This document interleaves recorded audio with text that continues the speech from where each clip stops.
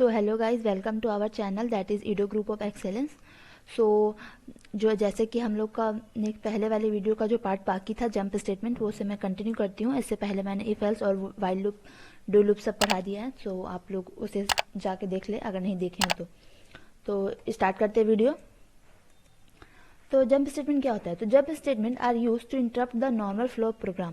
Like कोई भी programme आपने लिखा है और वो नॉर्मली फ्लो में है और उसको किसी कहीं पे रोक देना, उसको ही जंप स्टेटमेंट उस जगह पे यूज होता है। तो जंप स्टेटमेंट है क्या? तो इसका यूज होता है किसी भी नॉर्मल फ्लो को इंटरप्ट करने के लिए। ओके, अब कितना तरह का जंप स्टेटमेंट होता है, type of jump statement. So there are 3 type of jump statement. First is break, the second one is continue and the third one is the last go to. Okay, तो break क्या होता है पहले ये समझते हैं। ब्रेक क्या होता है? तो ब्रेक क्या होता है कि जैसे कि कोई भी लूप में आपने कोई भी कंडीशन लगाया है और वो लूप चल रहा है, तो उसके अंदर अगर आपको ये कंडीशन लगाना है कि एक सर्टेन टाइम के बाद, लाइक कोई भी एक चीज होने के बाद अगर आपको लूप से बाहर निकलना है, तो उस जगह पे आप ब्रेक का यूज करते हैं। ठीक है, जैसे कि आप 1 से 10 तक नंबर प्रिंट करा रहे हैं, लेकिन अगर आपको जैसे ही 5 आ जाए और आपको उस लूप से बाहर निकलना है, तो आप वहां पे एक कंडीशन लिख के ब्रेक लगाओगे तो लूप से बाहर आ जाएगा। तो इस जगह पे ब्रेक का यूज होता है। तो नॉर्मली ब्रेक को 2 जगह लिखा जाता है, एक स्विच केस में और एक लूप में। आप लूप में ब्रेक का यूज कर सकते हो और स्विच में ब्रेक का यूज कर सकते हो। ओके, ये होता है ब्रेक का यूज। तो अब एक बहुत सा इजी सा एग्जांपल देख के समझ जाते हैं हम। मैंने यहाँ पे प्रोग्राम ही लिख दिया है डायरेक्ट, बिकॉज कंपाइलर पे लिखने में बहुत टाइम हो जाता है और वीडियो लंबा हो जाता है, इसलिए मैंने यहाँ पे लिखा है।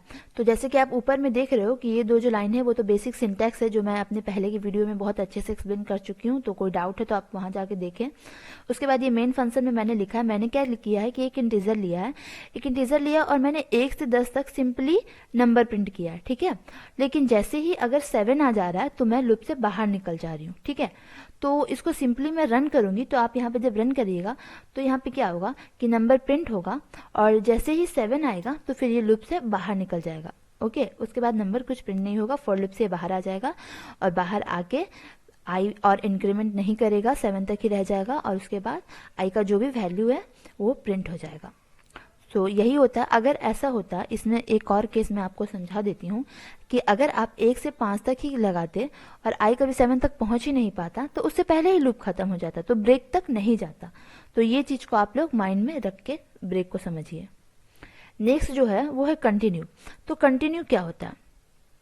तो कंटिन्यू जो है, continue statement is used to inside loops. When a continue statement is encountered inside a loop, control jumps to the beginning of the loop for next iteration, skipping the execution of statement inside the body of loop for the current iteration. मतलब कि continue में क्या होता है कि continue का use तो loops के अंदर होता है। ठीक है, और जब भी आप किसी भी लूप में कंटिन्यू का यूज करोगे तो क्या होगा कि प्रोग्राम जो है वो फिर से, मतलब जो लूप है वो फिर से एग्जीक्यूट होने लगेगा।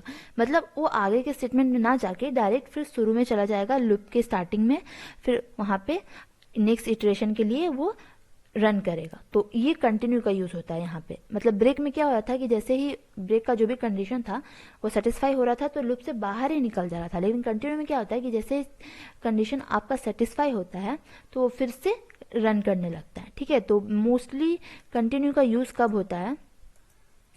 यहाँ पे देखिए आप, मैंने एक बहुत ही ईजी सा एग्जांपल लेके समझाया है कि हैच इंक्लूड स्टूडियो डाटा चाहिए, तो बेसिक है। और उसके बाद मैंने क्या किया है, 1 से 10 तक नंबर प्रिंट किया है। तो मैंने यहाँ पे क्या किया है कि अगर आई 4 आता है तो फिर से कंटिन्यू होगा। ठीक है, और अगर 4 नहीं आता है तो कंटिन्यू नहीं होगा। मतलब आई 0 से स्टार्ट हो रहा है और आई 10 तक जा रहा है। ठीक है, उसके बाद आई का वैल्यू पहले 0 से आएगा। अगर 0 तो अगर इस केस में नहीं जाएगा, इफ में, मैंने इफ एल्स में समझाया है कि इफ के अंदर तभी ढुकता है जब उसका कंडीशन ट्रू होता है। तो जब आई 0 रहेगा तो ये कंडीशन फॉल्स है, तो डायरेक्ट वो इस चीज को प्रिंट करेगा। फिर आई का वैल्यू इंक्रीमेंट होगा, उसके बाद आगे भी प्रिंट होगा। ऐसे करते करते एक बार आएगा जब आई का वैल्यू 4 हो जाएगा। तो जब 4 हो जाएगा तो फिर से लूप यहाँ पे आ जाएगा और फिर से स्टार्ट होगा। तो यही होता है कंटिन्यू में कि वो कंटिन्यू होता है, फिर से स्टार्ट हो जाता है। अब जो लास्ट है वो है गो टू स्टेटमेंट। तो गो टू स्टेटमेंट क्या होता है? सो गाइस, चलिए समझते हैं। The go-to statement is rarely used because it makes program confusing, less readable and complex. Also, when this is used, the control of the program wouldn't be easy to trace. Hence, it makes testing and debugging difficult. मतलब क्या इसका meaning क्या हुआ कि मतलब go two statement जो है उसका उतना यूज़ नहीं है. मतलब जैसे मैंने अभी ब्रेक और कंटिन्यू बताया, उसका बहुत यूज़ है हर जगह, पर गो टू स्टेटमेंट का कोई यूज़ नहीं है, कोई इसे यूज़ नहीं करता बिकॉज ये प्रोग्राम को बहुत ही रीडेबल और लेस रीडेबल और बहुत ही कॉम्प्लेक्स बना देता है, और जिसके कारण कंपाइलर को डिबगिंग और टेस्टिंग में बहुत ही दिक्कत होता है, क्योंकि इसका वर्क ही ऐसा है कि इसका यूज़ नहीं होता. कोई इसका यूज़ नहीं करते, लेकिन ये सी लैंग्वेज का वीडियो है और सी का हर एक टॉपिक आपको पता होना चाहिए, इसलिए मैंने इसे मेंशन किया वीडियो में. अदरवाइज़ इसका कोई यूज़ नहीं है. सो इसे सीखना भी उतना बेनिफिशियल नहीं है, बट मैंने सिंटैक्स फिर भी बता दिया. सो सिंटैक्स क्या होता है गो टू स्टेटमेंट का? पहले आपको गो टू का जो भी लेबल नेम है वो डालना होगा, और फिर उस लेबल नेम से जो भी उसका स्टेटमेंट है वो डालना होगा. सो बहुत ही सिंपल है. चलिए इसका एक प्रोग्राम देखते हैं. जैसे कि यहाँ पे आप देख रहे हैं, ये प्रोग्राम बहुत ही ईजी प्रोग्राम है. मैंने एक सम लिया है और उसको 0 से इनिशियलाइज किया है, एंड देन मैंने एक लूप चलाया है. इस लूप में मैंने क्या किया है कि अगर i = 5 है तो गो टू ऐड हो जाएगा. इसमें एक्चुअली गो टू क्या करता है कि ये प्रोग्राम को कहीं से भी कहीं भी भेज देता है. मतलब कहीं से भी कहीं भी आप जा सकते हो, लाइक यहाँ से डायरेक्ट आप यहाँ आ सकते हो, ऐसे काम करता है. मतलब अगर आप गो टू लिख देते हैं तो प्रोग्राम यहाँ से यहाँ मतलब आप पूरे प्रोग्राम में कहीं से भी कहीं वो जा सकता है, उसका कोई बॉन्डेज नहीं है, जिसकी वजह से वो डिबगिंग और टेस्टिंग में बहुत ही परेशानी होने लगती है. इसीलिए गो टू को यूज़ नहीं किया जाता. बेसिकली ये सिंपल प्रॉब्लम है, इसमें गो टू वर्क कर लेगा, इसमें कोई दिक्कत नहीं आएगा. लेकिन जो बड़ा बड़ा प्रॉब्लम होता है उसमें गो टू डालने पे दिक्कत आता है. तो जैसे कि आप लोग देख रहे हैं यहाँ पे मैंने क्या किया कि i 0 से इनिशलाइज किया है और 8 तक मैं लेके गई हूँ. तो अगर जैसे ही i 5 होगा, एक टाइम में यहाँ पे इंक्रीमेंट होते होते i का वैल्यू एक बार 5 होगा, तो जैसे ही 5 होगा तो जो कर्सर है हमारा वो डायरेक्ट यहाँ से यहाँ आ जाएगा. ठीक है, मतलब हम लोग जो भी वर्क हो रहा है, प्रोग्राम जो भी एग्जीक्यूट हो रहा है, तो एग्जीक्यूशन जो है वो यहाँ से यहाँ आ जाएगा. और जैसे कि ये सिंटैक्स होता है गो टू ऐड का, ऐड मैंने लेबल नेम दिया है, तो गो टू लेबल नेम जो भी है, और फिर उस लेबल नेम के नीचे आपको जो भी उसका इंस्ट्रक्शन है वो डालना है. तो मैंने इसमें सिर्फ प्रिंट करवाया सम को.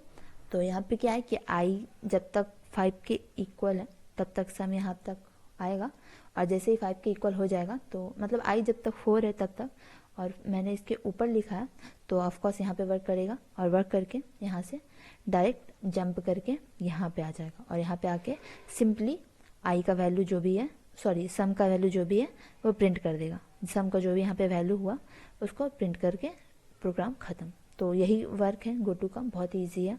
कोई डाउट होगा तो कमेंट बॉक्स में पूछिए. सो गाइज आज की वीडियो में इतना ही था. हमेशा की तरह इस बार भी डिस्क्रिप्शन बॉक्स में आपको क्यूज़ का लिंक मिल जाएगा. प्लीज़ क्यूज़ को अटेंड कीजिए, क्योंकि जो क्यूज़ में क्वेश्चंस है वो पूरे वीडियो के बेस्ड पे हैं, वो आपको ज़रूर बेनिफिशियल रहेंगे. और अगर चैनल पे पहली बार आए हैं तो प्लीज़ वीडियो को लाइक करें और सब्सक्राइब करें. Thank you guys.